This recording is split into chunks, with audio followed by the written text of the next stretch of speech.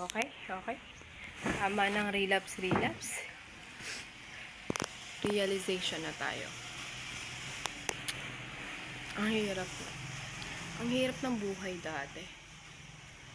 Pero, saya, di ba? Ngayon kasi, mahirap ang buhay.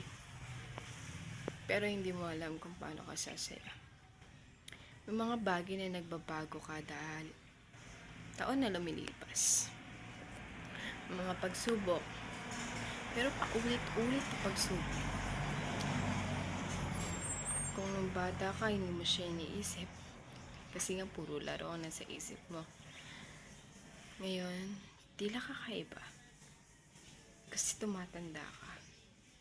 Realize mo na ang hirap pala talaga. Grabe yung pinagdaanan ng magulang ko. Grabe yung hirap na dinanas nila ng bata ko. Kung makikita nyo ako, dati ay yung bata ko. Sabi nyo na lang, wow, you made it. But no, I didn't made it. I actually thinking if I'm worth it or I'm good enough. Sabi nga nila, wala namang good enough talaga. Ako, my dad left me or I mean nung namatay siya,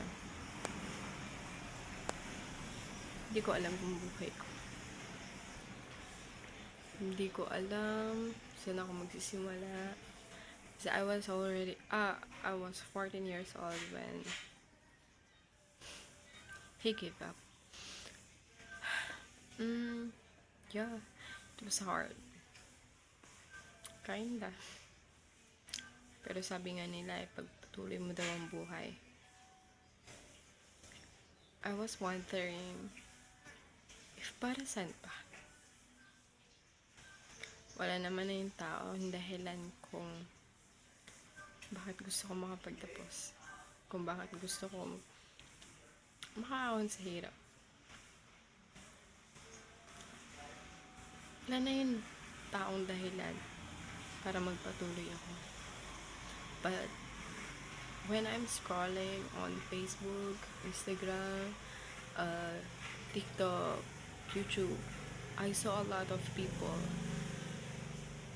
na talagang naghihirap.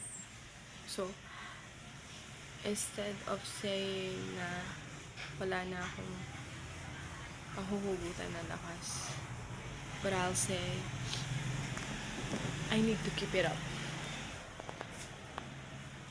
I need to do something for the economy. Yeah, now I'm wasting my time by scrolling on Facebook, TikTok. But you will realize that's my escape on a relay sa katotohanan. And mapag-isip-isip ko na ang bagay ay sobrang hirap talaga. Pero kailangan mo lang siya. Kasi nga, yung mga tao na aasa sa'yo palang araw. Yung mga tao pang tutulungan. May mga hayop na mahihirap. Mga aso. Napag-gala-gala sa kalsada na kailangan mong tulungan. Mga tao na nanilimos. Kailangan mo bigyan ng trabaho. So, babalik ako. Babalikan ko tong video na to. When I'm successful, grateful in my life. Thank you.